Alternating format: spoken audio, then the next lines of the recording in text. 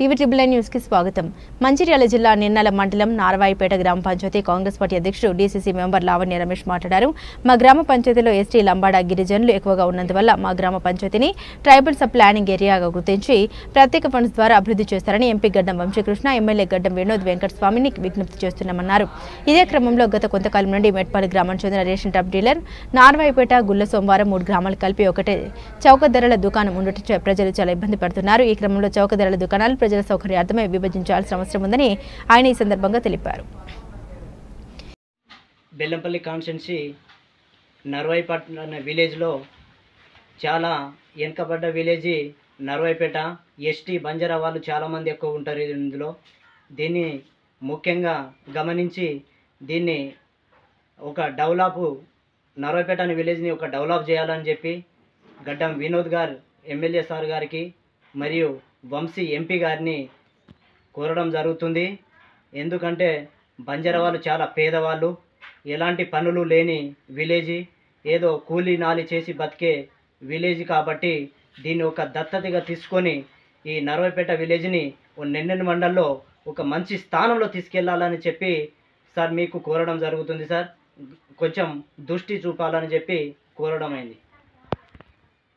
చాలా సంవత్సరాల నుండి ఇక్కడ రైస్ పోసే డీలర్ అనే వ్యక్తి ఇప్పుడు వరకు మా దగ్గర ఎస్టీ కేటగిరీ కింద ఒక క్యాండిడేట్ను పంపాలని కోరడం జరుగుతుంది. ఒక డీలర్ ఉంటే మెట్టుపల్లి, నర్వాయిపేట్, గుండా సోమవారం ఇక్కడక్కడ తిరిగేసరికి టైం అయిపోతుంది. జనాలకు ఇబ్బందిగా ఉంది కాబట్టి ఒక డీలర్ని కేటాయించాలి.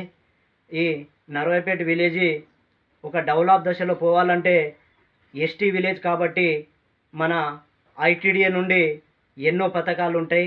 మన చదువుకున్న పిల్లలు చాలామంది ఉన్నారు, స్టూడెంట్లు చాలామంది ఉన్నారు కాబట్టి వాళ్ళకు ఒక ఉద్యోగ దశలో కావచ్చు ఎన్నో అవకాశాలు ఉంటాయి. ఒక డ్రైవర్గా చేస్తూ ఉన్నారు, చదువుతూ ఖాళీగా మన 100 days వరకు వెళ్తూ ఉన్నారు. కానీ ఎలాంటి వాళ్ళకు నమ్మకము కలగడం లేదు. కాబట్టి ఇలాంటి ఎన్నో గవర్నమెంట్ నుండి వచ్చే ప్రతి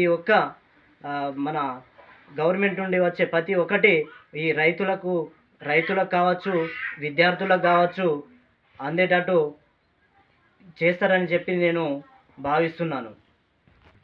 నర్వాయిపేట విలేజ్లో చాలా సమస్యలు ఉన్నాయి. డ్రైనేజీలు కావచ్చు, మన పిల్లలు చదువుకోవడానికి ఈ టీచర్ల కొదువ ఉంది. టీచర్లు లేకపోవడము, విద్యార్థులు సరిగా స్కూల్కి వెళ్ళడం ఇబ్బందిగా ఉంది.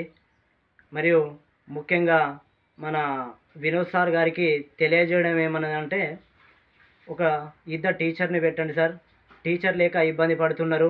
మరియు ఈ అంగన్వాడీ టీచర్లు లేరు. చాలా 10 సంవత్సరాలు అవుతుంది, 10 సంవత్సరాల నుండి అంగన్వాడీ టీచర్లు లేరు సార్. ఈ టీచర్ల కోసం ఒకసారి మీరు దృష్టి పెట్టండి సార్. దానికోసం నేను విజ్ఞప్తి చేస్తున్నాను సార్.